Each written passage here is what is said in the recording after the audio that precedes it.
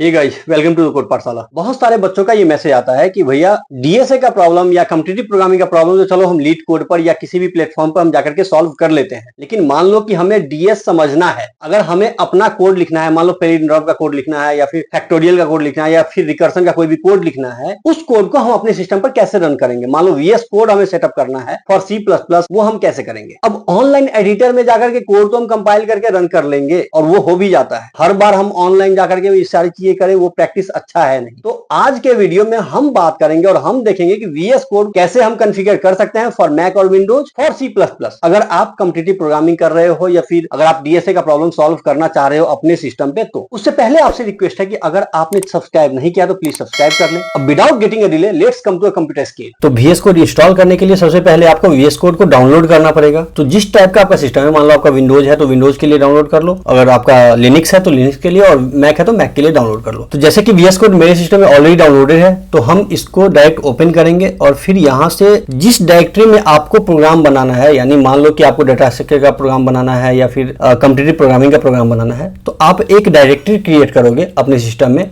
और वो डायरेक्टरी यहाँ से आप ओपन कर लोगे। तो यहाँ पर हमने डायरेक्टरी ओपन कर लिया। अब हमें इसके लिए 3 फाइल्स बनाने की जरूरत है। पहला तो C++ का फाइल होगा जिसमें आप कोड लिखोगे, दूसरा इनपुट लेने के लिए आप एक फाइल लिखोगे और तीसरा आउटपुट के लिए आपको एक फाइल बनाना पड़ेगा। तो चलो 3 फाइल बनाते हैं फटाफट। 3 फाइल हमने बना लिया। अब आपको C++ के कोड को रन करने के लिए एक एक्सटेंशन ऐड करना पड़ेगा। जैसे कि आपको पता है कि VS कोड में बहुत सारे एक्सटेंशन होते हैं और हर लैंग्वेज के लिए अलग अलग एक्सटेंशन लोग यूज करते हैं। C++ देकर के अगर आप सर्च करोगे तो सबसे ऊपर में ही आ जाएगा आपको ये वाला। तो ये मेरे सिस्टम में ऑलरेडी इंस्टॉल्ड है, तो मुझे फिर से इंस्टॉल करने की जरूरत नहीं है। और जो माइक्रोसॉफ्ट का एक्सटेंशन है वही आप इंस्टॉल करोगे। ठीक है, तो 3 फाइल हमने बना लिया यहाँ पर। अब इन फाइल को आपको सही से विंडो में अरेंज करना पड़ेगा ताकि एक पार्ट आपका कोड का हो और दूसरा पार्ट इनपुट के लिए, तीसरा पार्ट आउटपुट के लिए हो। तो इसको अरेंज करने के लिए आपको व्यू में जाके लेआउट के अंदर स्प्लिट करना है, और स्प्लिट क्या करना है, आपको राइट में स्प्लिट करना है। 2 फाइल यहाँ आ जाएगा, इनपुट और आउट। इनपुट आउटपुट हट गया लेफ्ट साइड में, और राइट साइड में इनपुट और आउटपुट आ गया। अब एक विंडो आपका हो गया यहाँ पर कोड का और दूसरा विंडो हो गया इनपुट आउटपुट का। लेकिन अब आपको इनपुट आउटपुट को भी स्प्लिट करना है कि एक विंडो इनपुट का रहे और दूसरा विंडो आउटपुट का रहे। तो फिर से लेआउट में जाके आप स्प्लिट डाउन करोगे तो यहाँ आप देख रहे हो कि एक विंडो आपका इनपुट का हो गया, एक आउटपुट का हो गया, और यहाँ एक फाइल हो गया सीपीपी का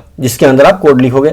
इनपुट के अंदर अगर आपको कोई इनपुट लेना है सिस्टम से तो वो आप इनपुट दोगे, और आउटपुट के अंदर आपका आउटपुट प्रोड्यूस होगा। तो चलो एक कोड यहाँ पर हम लिखते हैं। बहुत सिंपल सा कोड है। आपको 2 इंटीजर लेना है और उस दोनों इंटीजर के सम को प्रिंट करवाना है। अब इस कोड को रन करने के लिए आपको कॉन्फ़िगर करना पड़ेगा। जो कंपाइलर और डिबगर ये सब चीजें है ना, इसको आपको कॉन्फ़िगर करना है। और ये कॉन्फ़िगर करने के लिए आपको यहाँ पर टर्मिनल में जाके कॉन्फ़िगर टास्क एंड यहाँ पर क्रिएट न्यू और यहाँ अदर्स करना। तो जैसे ही आप ये कॉन्फ़िगर करोगे तो आप यहाँ देख रहे हो एक डायरेक्टरी आपका ऑटोमेटिकली बन जाएगा .vs कोड के नाम से, और उसके अंदर एक JSON फाइल बन जाएगा task.json। अब इस JSON फाइल में आपको वो सारे कमांड लिखने हैं जिसके थ्रू आपका कोड कंपाइल होगा। तो इसको इरेज करके यहाँ पर हम पेस्ट कर देते हैं। तो इस फाइल में जो डेटा है ये आपको डिस्क्रिप्शन में मिल जाएगा। आप डिस्क्रिप्शन से कॉपी पेस्ट कर सकते हो जब आप कॉन्फ़िगर करने जाओगे तो अब इसको सीधा सेव कर देंगे। हर सिस्टम के लिए आपको अलग अलग कॉन्फ़िगरेशंस करने पड़ेंगे। और अब हम इस कोड को एक बार रन करके देखते हैं, और रन करने के लिए we have to press command shift and B. यहाँ पर आप देख सकते हो 2 इंटीजर ले रखा है और उसका सम यहाँ पर आउटपुट आ गया। लेकिन अब पॉइंट ये आता है कि इनपुट कैसे लेंगे।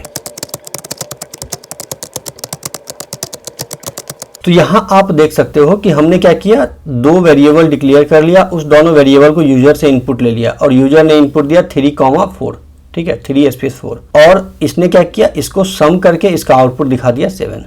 अगर यहाँ पर आपको वैल्यू चेंज करना है तो यू कैन सी हमने कर दिया 5 space 81 and now we can run this code. So it is 86। अब आपको समझ में आ गया कि ये कॉन्फ़िगर हो चुका है। अब आपको कोई भी कोड, अगर डीएसए का कोड हो या फिर कॉम्पिटिटिव प्रोग्रामिंग आप करने जा रहे हो और वो कोड आपको अपने सिस्टम पे रन करवाना है, क्योंकि एक तो होता है कि आप उसी एडिटर में रन करवाओ और दूसरा होता है आप अपने सिस्टम पे प्रैक्टिस करना चाह रहे हो। तो अगर आपको अपने सिस्टम पे प्रैक्टिस करना हो तो उसके लिए आपको कॉन्फ़िगर करना पड़ेगा, और इसी टाइप से आप वीएस कोड को कॉन्फ़िगर कर सकते हो। अब प्रॉब्लम क्या आ सकती है कि मान लो हमने तो मैक में कॉन्फ़िगर किया है, लेकिन अगर आपको विंडोज है आपके पास या लिनक्स है और लिनक्स का मल्टीपल वर्जन है, तो आप उसको कैसे करोगे। तो विंडोज और मैक के लिए तो आपको डिस्क्रिप्शन में मिल जाएगा जो कॉन्फ़िगरेशन फाइल है वो। और मान लो अगर आपके पास लिनक्स का कोई भी वर्जन है तो उसके लिए कॉन्फ़िगरेशन फाइल अगर आपको चाहिए तो आपको कुछ नहीं करना, आप मैक का या विंडोज का किसी का भी कॉन्फ़िगरेशन फाइल कॉपी कर लेना और कॉपी करके चैट जीपीटी में जाकर के अगर आप पेस्ट करके और फिर चैट जीपीटी को आप बताओगे कि मेरे को इसके अकॉर्डिंग इस सिस्टम के लिए कॉन्फ़िगरेशन फाइल बना के दे दो, और चैट जीपीटी आपको बना के दे देगा। आपको कुछ नहीं करना, उसको कॉपी करके इसमें पेस्ट करके आपको रन कर देना है, दैट्स इट। तो इस तरीका से आप बहुत ही इजीली वे में वीएस कोड कॉन्फ़िगर कर सकते हो फॉर योर कॉम्पिटिटिव प्रोग्रामिंग। अपने वेबसाइट का लिंक मैं डिस्क्रिप्शन में डाल दूंगा, उसमें कंप्लीट डिटेल्स लिखा हुआ है, आप उसके अकॉर्डिंग भी जाकर के कंप्लीट कॉन्फ़िगरेशन कर सकते हो। और अगर उसके बाद भी आपको कोई प्रॉब्लम आती है तो प्लीज कमेंट जरूर करना, आपको सॉल्यूशन मिल जाएगा उसका। और अगर आपने चैनल को अभी तक सब्सक्राइब नहीं किया है और बिना सब्सक्राइब किए हुए चैनल को वीडियो देख रहे हो तो प्लीज प्लीज प्लीज चैनल को सब्सक्राइब कर दें। अगर आपको ये वीडियो अच्छा लगता है तो प्लीज वीडियो को लाइक एंड शेयर जरूर करना। अभी के लिए विदा, धन्यवाद।